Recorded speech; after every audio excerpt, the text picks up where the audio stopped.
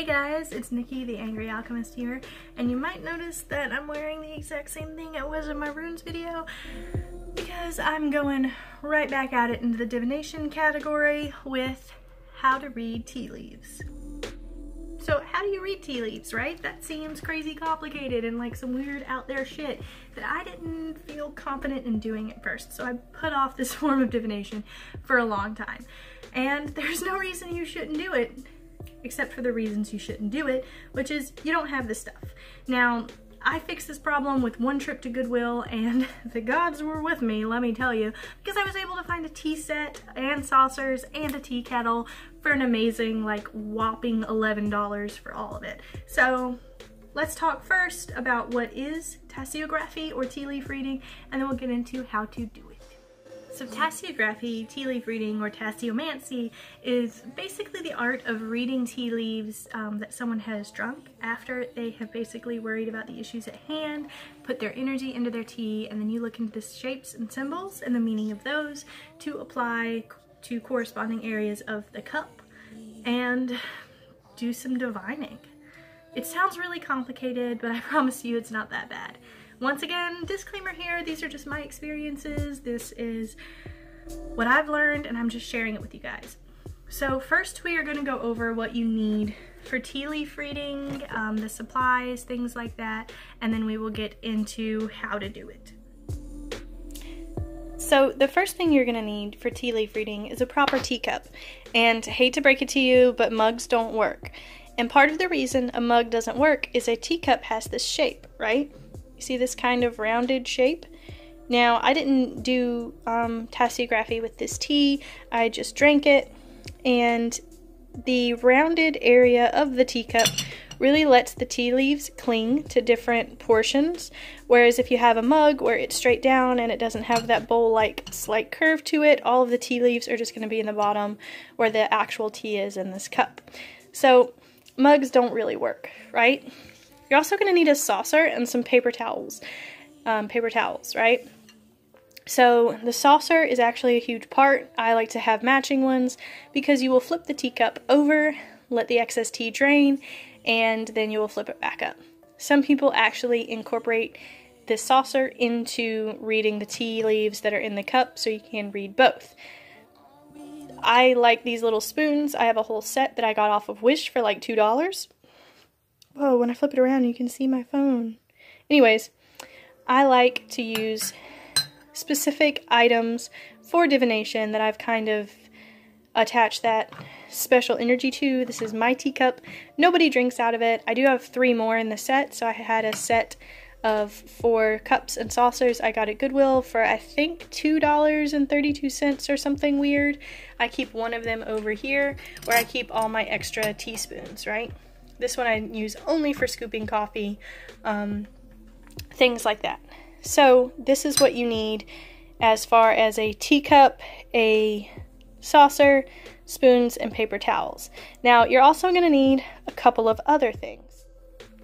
Now I use a tea kettle that I also got at Goodwill, and I think I got like $5, that's what I paid for this. It's a little bit of a lot, but it's great. I personally don't have a teapot that I steep things in. Instead of a teapot, I use a Teavana tea maker, which you guys will get to see in action in just a minute. It is awesome. Tried to make it talk, but I failed. I'm sorry, guys. And I actually have an orange spice tea in here, and the orange spice tea I get from my apothecary, my local apothecary, and I buy it by the ounce. She buys it from Frontier Co-op, which it's just great organic tea. Now, selecting the tea is important because, for example, this tea I made today wouldn't really work because it has grinds of orange peel in it. And if you look, the actual tea itself needs to be a certain size, right? These are way too big. A good one is a Earl Grey I have, I'll show you, or an English breakfast tea. Those tend to be really good sizes for tea leaf reading, tasseography. And y'all, I made eggs this morning, like scrambled eggs, and so there's stuff on my stove. I apologize, I'm not nasty, I promise. So, I'll walk you guys through in a second how to do a tea leaf reading. So this is the tea I had with breakfast this morning before I started filming. Orange spice, same stuff you saw in the cup. and we will walk through tea leaf reading now, after I touch on my favorite resources for tea leaf reading. So before we dive into actually performing tasseography or tasseomancy or tea leaf reading, whatever you want to call it, I want to talk to you guys about my two best resources for the meanings of tea leaf reading. And one of them is Anti-Flow. Anti-Flow is a website, Antyflo. I will shoot a link in the bottom. It has a great library of specific meanings for everything with divination, like even the out there stuff. It's your go-to site for divination, and their tea leaf library, it's on point.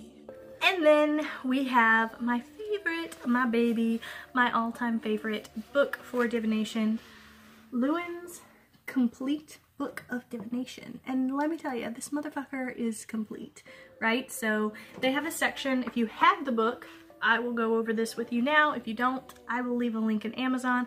I don't have an affiliate code or anything to save me money, I'm so sorry, but their tea leaf section starts on page 258, and it goes over how to perform a tea leaf reading, and then it starts to guide you on the meanings of shapes, letters, things like that, like chain, child, circle. It's alphabetized, and let me tell you, it's a good list. It's a complete list in here. So I like this. It talks about holly, heart, things like that. And the book goes into tarot, palm leaf reading, face shape reading, runes, bone reading, good stuff, right? So definitely pick up either a resource or bookmark one of your favorite ones online, because after you do these steps, you're gonna have that moment I had where you look into your cup and you're like, great, I did it right. Now what the fuck am I looking at? Don't do that, don't be me. Actually have a resource pulled up, have a little journal, things like that. And let's hop right into it, and let's do some tea leaf reading. These are two of my favorite teas to use for tasseography or tea leaf reading because they're really the perfect size. So I'm going to show you what they look like. This is the Twinings Earl Grey that you can get at a lot of different stores. Or I can always go to my apothecary, and I picked this Irish breakfast tea from Frontier Co-op. So let's take a look at grain size while the water's heating up and tea leaf size and talk about what's appropriate. So here is the Twinings, the Earl Grey, right? Basically, you want to be able to imagine it wet and pliable and bendy if it could make a different shape, right? This can definitely do that. So you can see that it would be small enough to make different shapes, fine enough to be malleable without being incredibly large like that orange spice tea we saw. Now let's take a look at the Irish breakfast tea. This one's a little bit finer. It's ground up a little bit. This one is more, I think, of a beginner friendly, this kind of size. This is very small, almost like coffee grounds. And it's important too because you're gonna put these in your tea. You will be ingesting some tea leaves in this process. It's a lot easier to get used to drinking this tea like that versus like that, because it's gonna be passing through your lips, coming through your mouth. A lot of people can be kind of turned off by that. So, well, you hear that? We're about to get the whistle of joy. So now that our tea kettle's all full, we're gonna go ahead and talk about how I like to prepare my tea. Now, I usually do this in the morning, or I'll do it with friends, and it's very much a social form of divination. So I usually think or talk with someone about what we're going to be doing. Now, this is when you measure out your tea. I'm going to use this Irish breakfast tea, and I'm only doing 1 cup.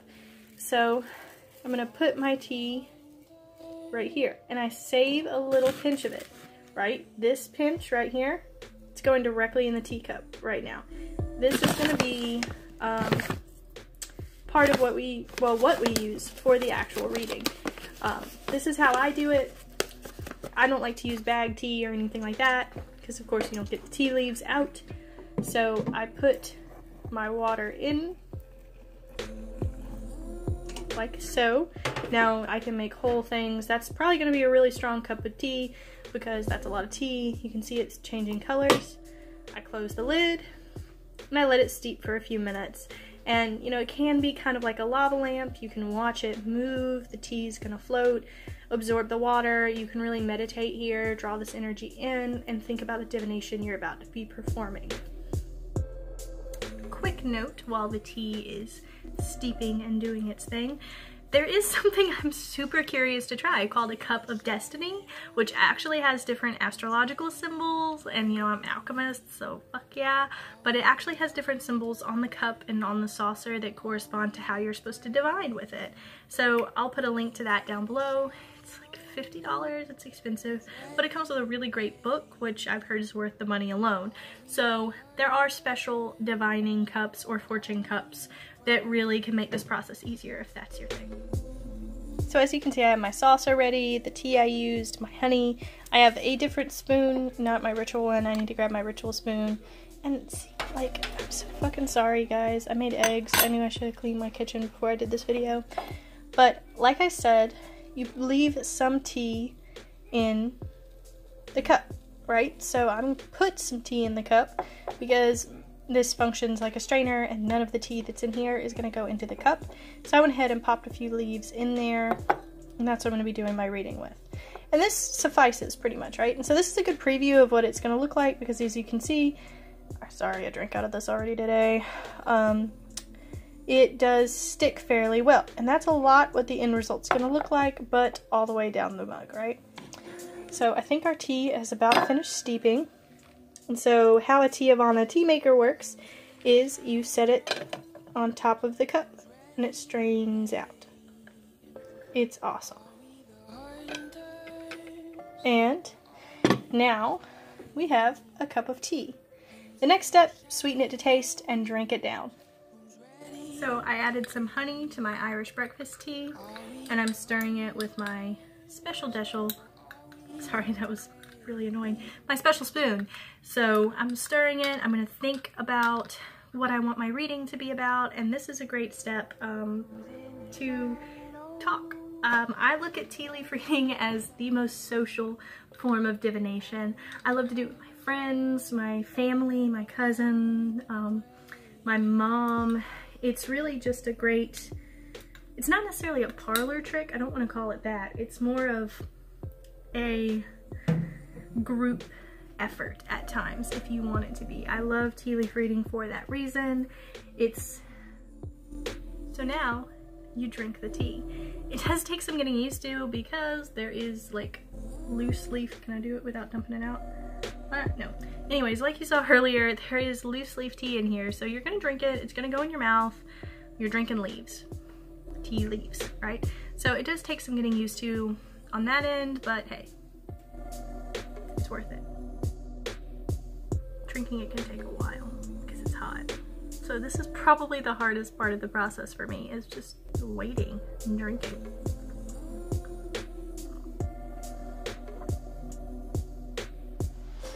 One thing you can do if the tea leaf passing through your lips is just a huge turn off and you can't handle that, you can drink it like a whale. Like if you think about a whale, they have those things like the fibers that like keep fish out but let the krill in.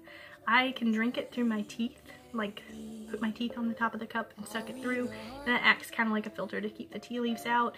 That's what I had to do at first, and that's my suggestion to friends or family that are just getting into this and don't really drink tea that way with the tea leaves in it. The tea has been drank, my friends. So once you get the tea about to this point I'm about to show you, this is where you can stop. You can hold off on it. This is also where the paper towel comes in, because remember, you're gonna need paper towels. So once you get the tea mostly drank, right, you see it's already clinging to the sides.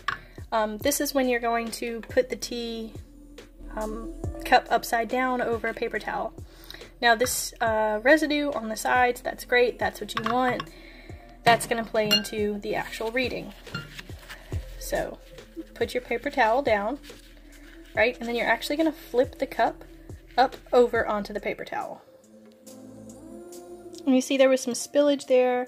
That's fine. Some people don't use a paper towel and they actually have a saucer that plays into their tea leaf reading as well. Now one thing I do is make sure the handle's pointed to me. And I personally like to hover my hand over it, think about the issues at hand, and then I tap it 3 times. and then I turn it 3 times all the way around. So now that the handle's back at me, that's 1 rotation. That's 2 rotations. That's 3. Now sometimes I tap it again, sometimes I'll hold it and ask a specific question. I treat flipping the cup over as almost like a ritual itself, and I'm very respectful of it because this is where I'm going to get my answers. And as you can see, almost nothing. And this isn't a bad reading. Once again, there's no bad readings, right? But I do see a bird at the top of the cup, which symbolizes the past. And let me look into this and see what other shapes I can see, and I will come right back to you guys. Hey guys, so in that tea leaf reading, I saw a singular bird up in the area of the cup that symbolizes the past, up at the top of the cup. And then I actually saw smaller birds heading to the constellation Leo. And that Leo constellation was towards the bottom of the cup. And to me that symbolizes, because I looked it up and a bird symbolizes like communication and a journey to somewhere. Use my handy dandy book. And I think this is just a journey to me accepting those more Leo sides of myself. I'm an Aquarius. Leo's pretty much my opposite, so really working towards qualities I don't have, which was something I was thinking about during the reading. And that's how you read tea leaves. Well, that's how I read tea leaves. That's how I perform tasseography or tasseomancy. Let me know what you think. Give it a try. A trip to Goodwill will save your life here. Whole Foods, Earth Fare, places like that tend to have loose tea, or you can buy loose leaf tea in a tea maker, or you can just do it in your cup, but you'll have a lot more tea leaves in there. Drop me a line. Let me know what you think. Let me know how your experience with tea leaf reading or tasseography went. And like and subscribe. I always get a little lost at this part, but like and subscribe, stay in the loop so I can keep sharing with you guys, and let me know what you think, and feel free to request any videos, and thank you.